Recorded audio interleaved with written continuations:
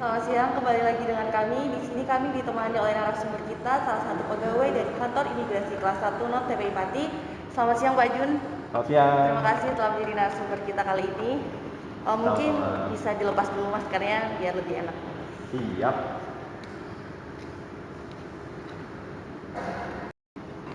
Ya, mungkin banyak orang yang bertanya-tanya mengenai pelayanan paspor di masa pandemi ini ya Pak Jun ya. Selanjutnya yang saya ingin tanyakan lagi, kondisi penerbitan paspor pada saat pandemi ini di kantor imigrasi ini bagaimana Pak? Baik, terima kasih sebelumnya Mbak Yuni, Mas Nasiruddin. Jadi sejak tahun 2020 ketika pemerintah menyampaikan ada darurat pandemi COVID-19, semua stakeholder banyak yang terpengaruh, salah satunya imigrasi. Kalau tadi disampaikan bagaimana terkait dengan penerbitan paspor di masa pandemi, terang pasti juga berpengaruh. Kalau dari segi kuantitas, kalau boleh kami sampaikan ada penurunan penerbitan paspor dikarenakan mungkin banyak masyarakat yang sekarang lagi berpikir ulang untuk melakukan perjalanan ke luar negeri.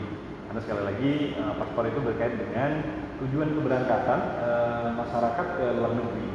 Jadi sejak pandemi ini memang terlihat signifikan penurunan penerbitan paspor.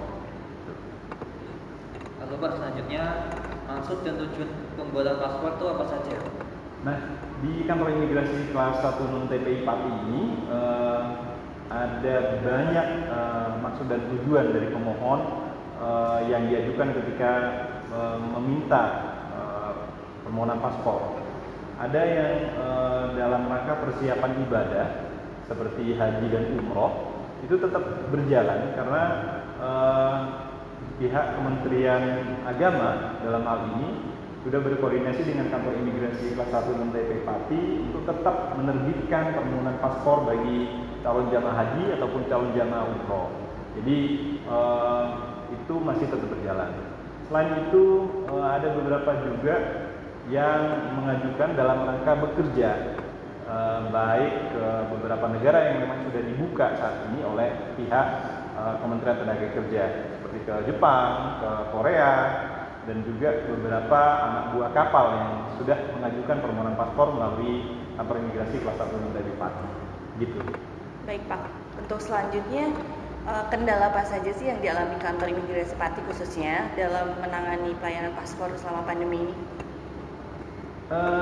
Kami berusaha memberikan pelayanan terbaik kepada masyarakat. Jadi ketika pemerintah menetapkan status pandemi dan juga menyampaikan ada protokol kesehatan yang harus dipenuhi, maka kantor imigrasi kelas 1 Non TPI Pati berusaha untuk memenuhi semua persyaratan sesuai dengan protokol yang ditetapkan.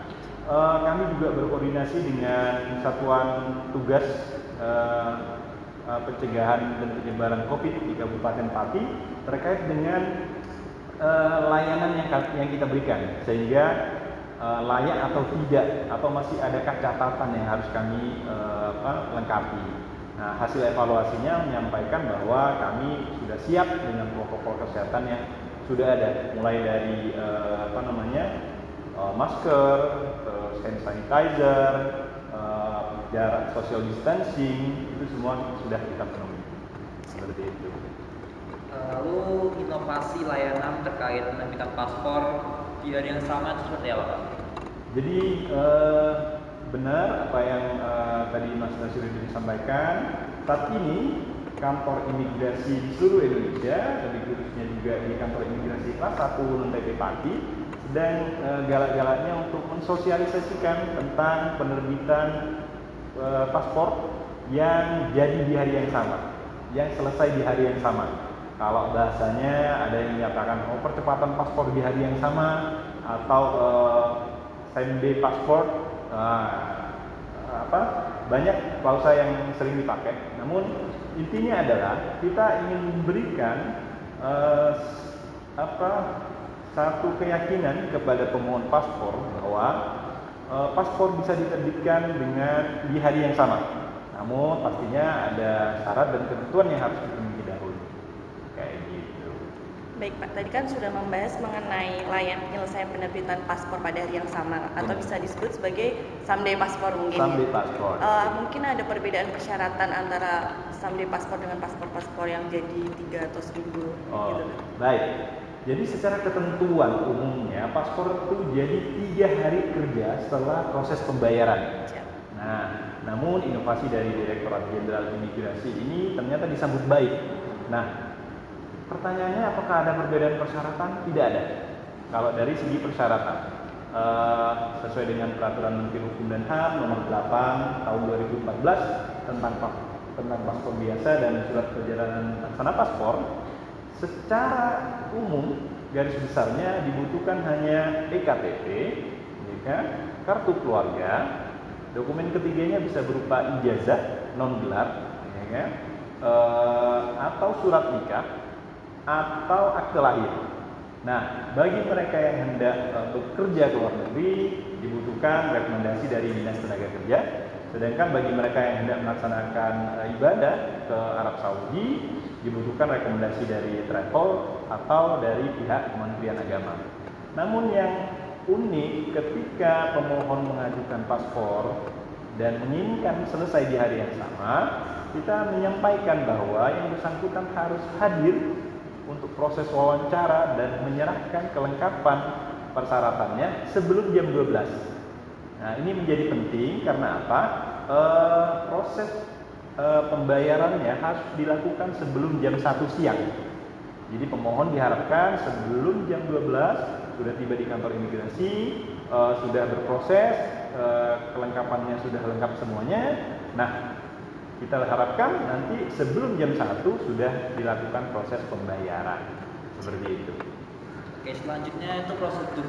Apakah prosedurnya itu lebih susah atau sama aja dengan penerbit paspor yang biasa? Sama, secara ketentuan tetap akan sama, akan ada proses pengecekan berkas, akan ada pengecekan proses wawancara, ya kan? Nanti juga ada pengambilan biometrik baik wajah ataupun sidik jari. Nah, sampai akhirnya yang bersangkutan pemohon memperoleh tanda terima pembayaran yang nantinya dibayarkan ke bank persepsi yang ditunjuk. Baik, untuk setiap kebijakan pasti ada kelebihan dan kekurangan masing-masing ya Pak? Pasti. Nah, untuk kebijakan dari paspor someday ini mungkin ada yang Anda tahu kelebihan kekurangannya mungkin? Tadi saya sampaikan bahwa inovasi ini disambut baik oleh masyarakat sebagai jawaban atas permintaan masyarakat ketika mereka membutuhkan paspor di hari yang sama, karena kan ada urgensi yang mungkin mereka harus butuh di hari yang sama. Direktorat Jenderal Imigrasi memfasilitasi hal tersebut. Namun kita tidak menutup mata, memang ada beberapa kendala teknis ya berkaitan dengan inovasi ini. Misal karena ini berkaitan dengan PNBP, pendapatan negara bukan pajak yang harus dibayarkan ke negara, ya, dan berkaitan dengan Kementerian Keuangan, dengan sistem, dengan bank persepsi, kadang itu menjadi kendala tersendiri. Nah, selain itu juga kadang ada kendala internal di kita berkaitan dengan sistem. Namun sejauh ini semua kendala itu bisa kita minimalisir dan berjalan cukup baik. Jadi antusiasme dari pemohon untuk menggunakan inovasi itu sangat besar. Jadi kembalikan lagi ke Mbak Yuni, Mas Nasruddin ataupun ke pemohon dokumen perjalanan mau pakai yang mana. Kalau memang belum akan terburu-buru dan masih bisa untuk menunggu, menggunakan yang reguler, bayar 350.000, paspor jadi 3 hari kerja setelah pembayaran. Itu quality assurance kita. Itu jaminan yang kita berikan. Pun misal ada urgensi yang memang mendesak dan mengharuskan untuk butuh di paspor jadi di hari yang sama, bisa menggunakan tadi same day paspor, diajukan, langsung disampaikan pada petugas, Pak, mohon saya bisa dilakukan percepatan di hari yang sama karena saya butuh di hari ini diambil. Jadi biasanya pemohon sebelum jam 12 sudah berproses, dibayarkan, nanti kita akan lanjutkan dengan proses di internal kita sampai di sebelum sore, sebelum layanan tutup, paspor sudah diterima oleh pemohon. Lalu selanjutnya tentang tarif Pak. Tarif ini kan seperti fluktuatif. Lalu tarifnya untuk same day paspor ini seperti apa? Ketentuan berkaitan dengan tarif penerbitan paspor sudah diatur dengan peraturan Menteri Keuangan tentang tarif dan beban jasa PNBP. Nah, artinya tarifnya itu memang sudah murni dan resmi ditetapkan oleh pemerintah. Untuk layanan percepatan same day passport, tetap buku paspornya sebesar 350.000 dan biaya percepatannya sebesar 1 juta.